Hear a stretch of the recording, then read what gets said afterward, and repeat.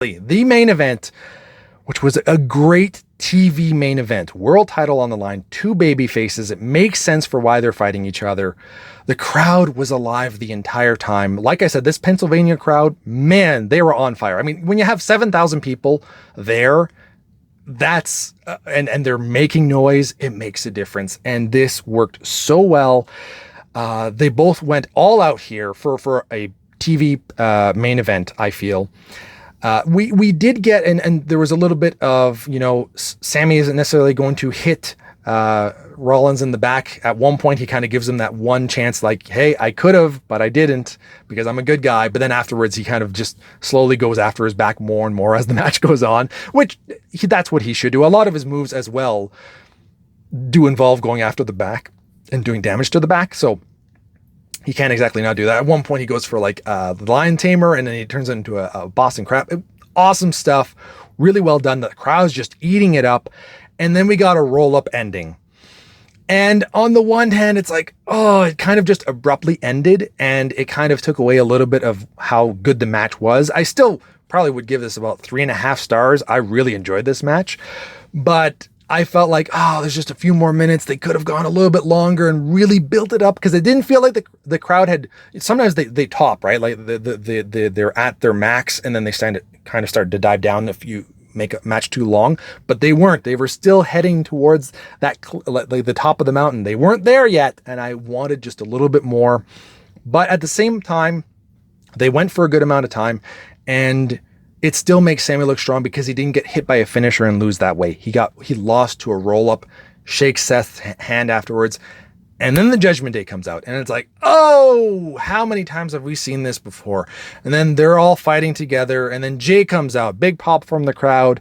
Jay gets involved. Oh, we've seen that before. Finally, Cody, the first time that he's shown up this night, comes out, and it's like, I've seen this so many times.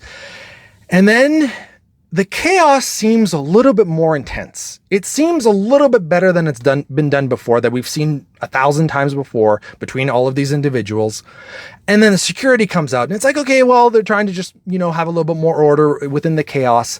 And then Adam comes out, and he gets on the mic and delivers the best promo that he has ever done since joining the WWE. He was on fire.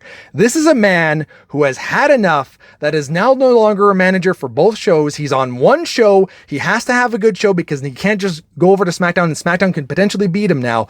So he's tired of the games that all of these people are doing, that they don't care about the rules. They don't care about regulations. They just want to kill each other and attack each other. He's had enough. You want to play games? War games. Survivor Series. Beautiful. This is as close as we're going to get to William Regal uttering those words. I loved it. His intensity, he takes off his glasses too before he looks at the camera, shouts it. Perfect.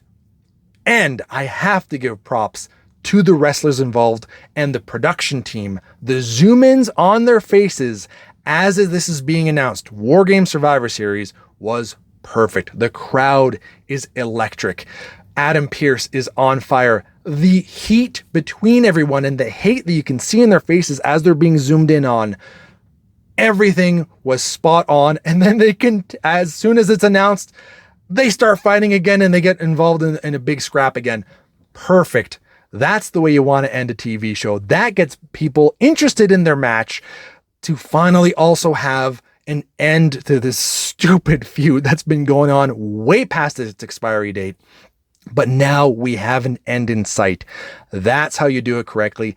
This, to me, was as close as you can get to a Attitude Era Raw ending without the star power of The Rock and Austin and all that kind of stuff. Like, you don't have, these guys are not those wrestlers, but it's as close as you can get with the modern era without maybe bringing in some of the SmackDown guys as well.